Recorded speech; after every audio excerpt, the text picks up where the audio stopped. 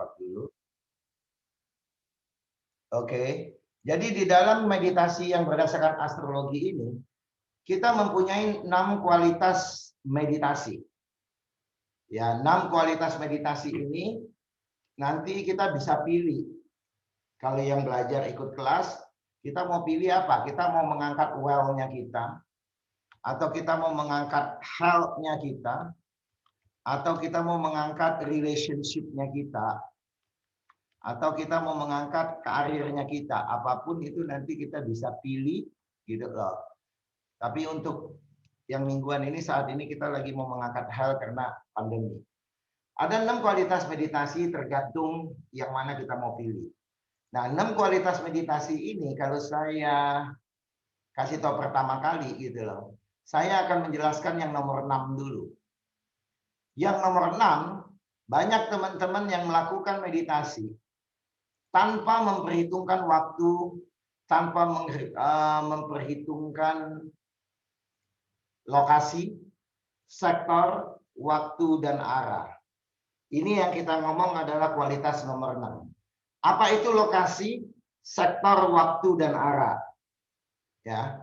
Nah, makanya kalau di dalam meditasi kita ini, teman-teman harus mengetahui 8 arah. Teman-teman harus download Kompas di HP masing-masing untuk tahu arahnya. Karena dari situ kita belajar.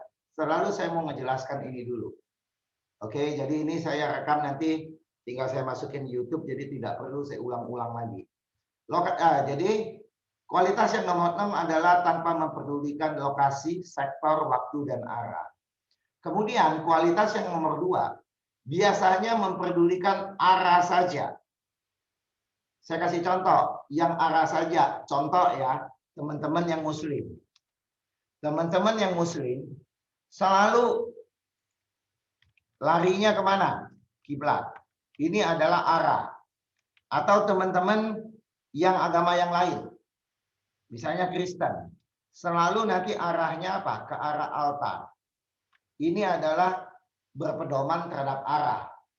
Apakah peduli waktunya? Apa peduli apanya? Enggak. Oke. Terus ada lagi gitu loh. Dia hanya peduli dengan waktu saja. Dia hanya peduli dengan waktu saja. Contohnya siapa? Teman-teman muslim lagi nih, ya. Teman-teman muslim contohnya gitu loh. Oh, teman-teman muslim punya waktu sembahyang 5 kali. Oke, dari subuh, lohor, ya, terus kan. Waktunya tepat saja. Nah, teman-teman muslim ini sudah menggunakan 2 parameter. Satu menggunakan parameter waktu, satu juga menggunakan parameter arah. Jadi parameter arahnya pasti selalu ke kiblat. Pasti selalu ke kiblat. Sementara gitu loh. Parameter waktunya pasti sembahyang 5 waktu.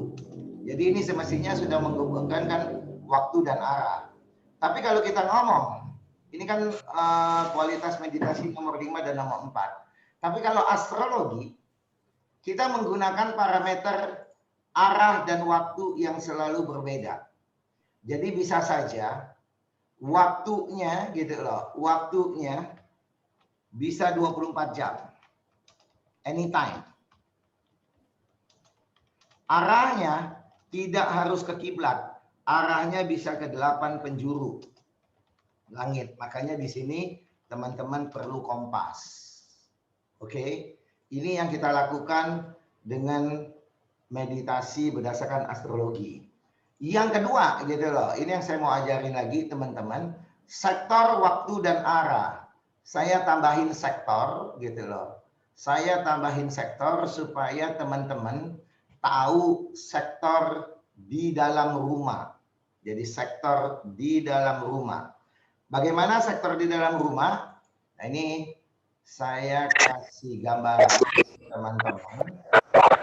Ya, saya kasih gambaran. Tolong sepleterannya biar ganggu yang lain. Ya. Nah, ini adalah seolah-olah ini tengah rumah dari saudara teman-teman semua. Rumahnya saya menganggap ini persegi 4 atau mau segi panjang atau bentuk apapun, tinggal tarik ujung ke ujung diagonal rumah teman-teman. Dan rumah teman-teman ini dibagi 8. Tapi bukan pakai kotak ya, bagi 8-nya kita menggunakan apa? Kita menggunakan lingkaran. Kita menggunakan lingkaran, teman-teman. Jadi ini dianggap teman ini adalah lingkaran gitu loh. Nah, ini dianggap sebagai lingkaran. Nah, rumah teman-teman dibagi 8. Rumah teman-teman dibagi menjadi 8 penjuru langit. Oke? Nah, lokasi-lokasi. Teman-teman harus tahu menggunakan kompas. Ya. Nah, ini pertama teman-teman membagi rumah teman-teman menjadi 8 arah.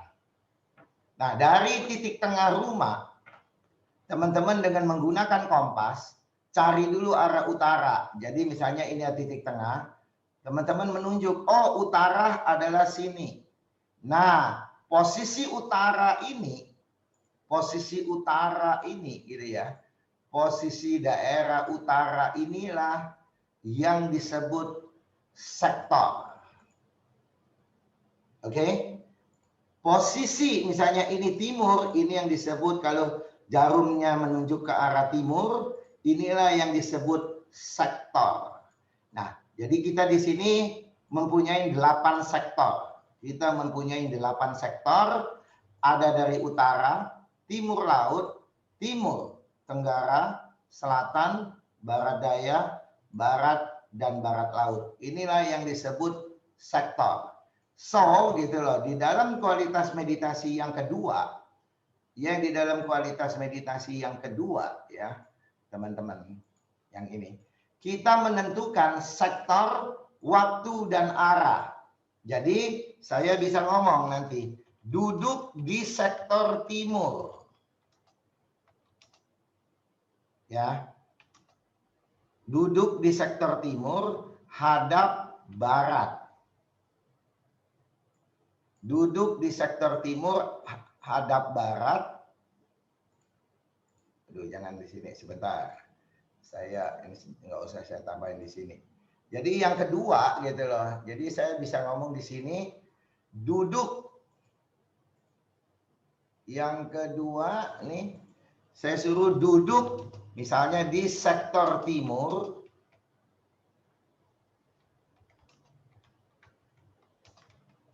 Hadap barat. Jam 19.00. Artinya apa gitu loh teman-teman. Artinya apa? Artinya teman-teman jam 19 duduknya di barat. Jadi teman-teman berada di sektor barat dari titik tengah rumah. Menghadapnya ke timur. Menghadapnya ke timur. Jam berapa? Jam 19. Tangkap ya. Jadi nanti kalau misalnya nanti kita jam 21.23, saya bilang duduk di tenggara, hadap barat laut. Jadi semua teman-teman duduk di tenggara, hadapnya ke barat laut. Jam berapa? Jam 21 sampai jam 23. Mengerti ya? Oke. Nah, inilah kualitas meditasi yang nomor 2. Jadi kalau teman-teman melakukan meditasi yang nomor 2, teman-teman harus menghitung rumah teman-teman dan mesti tahu sektor rumah teman-teman itu di daerah mana. Tapi kalau nggak mau, kita boleh menggunakan orang nomor 3. Kualitas yang nomor 1, ya, yang kualitas nomor 1, disinilah lokasi. Disinilah lokasi. Lokasi itu apa? Gitu loh. Lokasinya itu bagus atau tidak. Nah, lokasi ini semestinya menunjukkan kualitas daripada Feng Shui. Kualitas daripada Feng Shui. Lokasi tersebut bagus atau tidak. Nah, sepanjang pengalamannya saya, hampir semua rata-rata pura, candi itu lokasinya bagus sekali, energinya bagus sekali.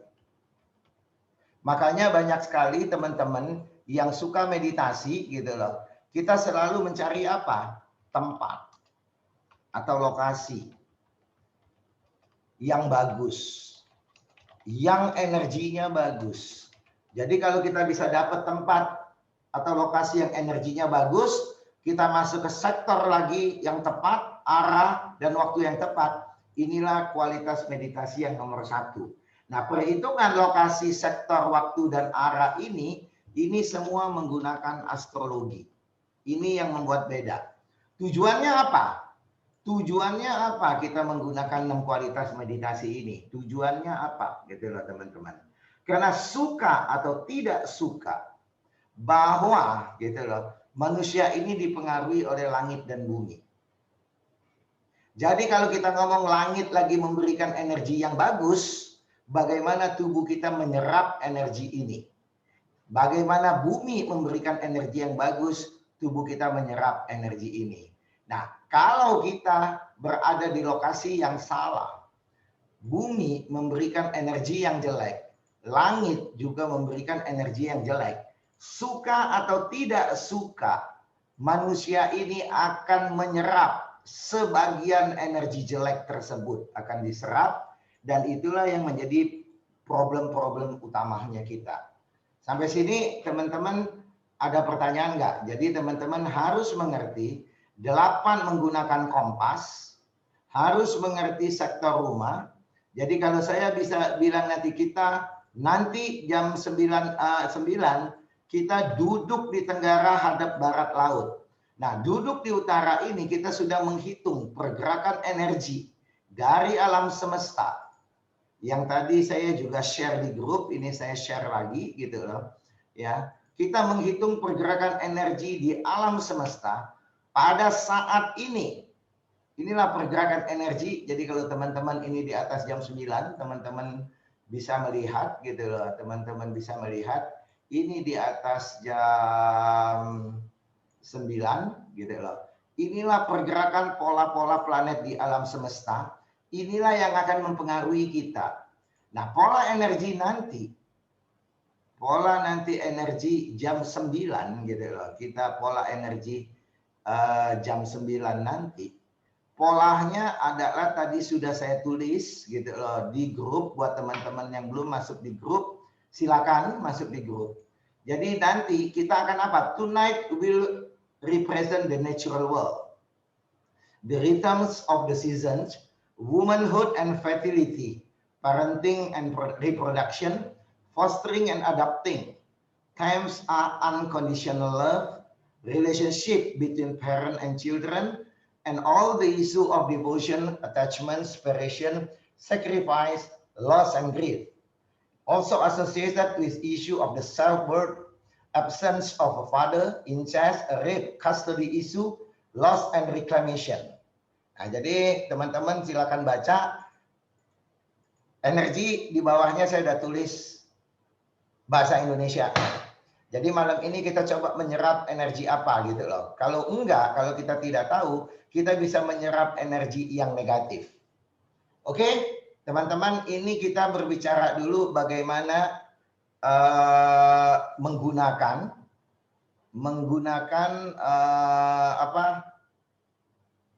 astrologi.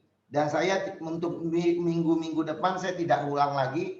Ini nanti saya akan masukin di YouTube. Jadi semua teman-teman yang baru tinggal ikut, tinggal nonton ulang. Oke? Oke, ya. Nah ini kalau ada pertanyaan silakan. Nah ini ada pertanyaan, Pak, kalau izin rumahnya berbentuk L, langsung dibuat kotak dulu, Mas. Jadi kalau rumahnya berbentuk L, gitu ya. Ini misalnya saya kasih contoh. Anggap aja mau rumahnya bentuk apapun gitu loh. Ini rumah yang berbentuk L misalnya ya. Ini rumah yang berbentuk L. Ini rumah yang berbentuk L. Tetap aja teman-teman harus menghitung kotak dulu. Harus menghitung kotak seperti ini dulu gitu ya. Harus menghitung kotak seperti ini dulu. Kemudian dicari titik tengahnya. Kemudian teman-teman cari titik tengahnya. Secara Feng Shui saya kasih tahu. Jika titik tengahnya rumah teman-teman berada di luar area teman-teman, it should be something happen. Ya. Ini analisanya akan berbeda lagi, tapi tetap gitu loh. Jika ternyata titik tengahnya ini di luar kekuasaan teman-teman, berarti seolah-olah kendali rumah ini di rumah tetangga.